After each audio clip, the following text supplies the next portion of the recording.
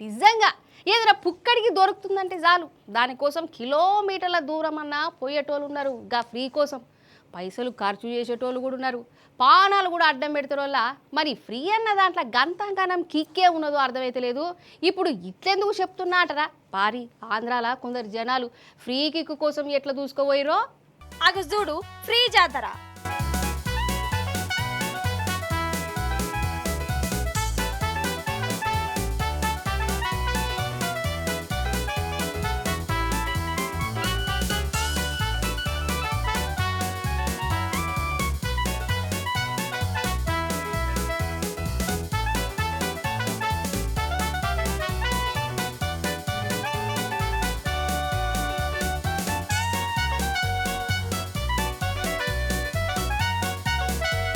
చూసినవా ఒక్కొక్కరు ఎట్లా ఎగబడుతుర్రో, వెనక ముందు కూడా చూసుకోకుండా ఎట్లా ఎత్తురో చూడు.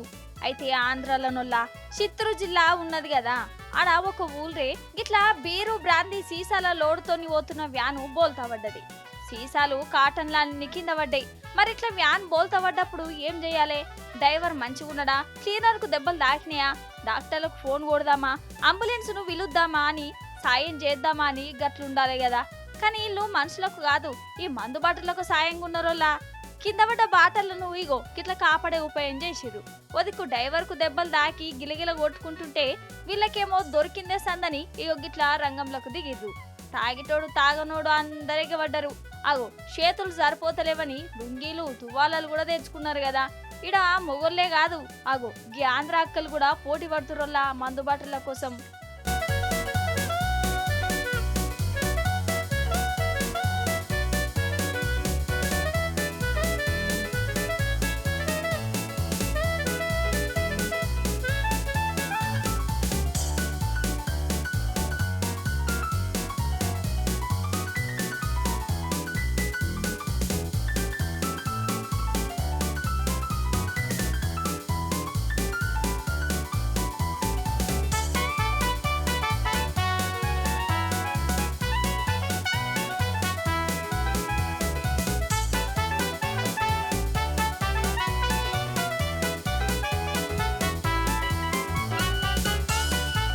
వామ్మో చూసినవా తొక్కిసలాటలే అయ్యేటట్టున్నాయి కదా.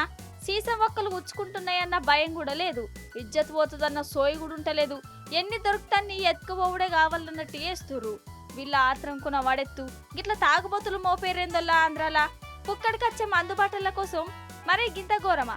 అదే మనిషి ఆపతులుంటే సాయం చేసేందుకు గిట్లేగబడతారా? సినిమా చూయించినట్టు చూసుకుంటా వీడియోలు రీళ్లు వేసుకుంటా ఉంటారా ఉండాలి. ఏందేమో పొర్రి.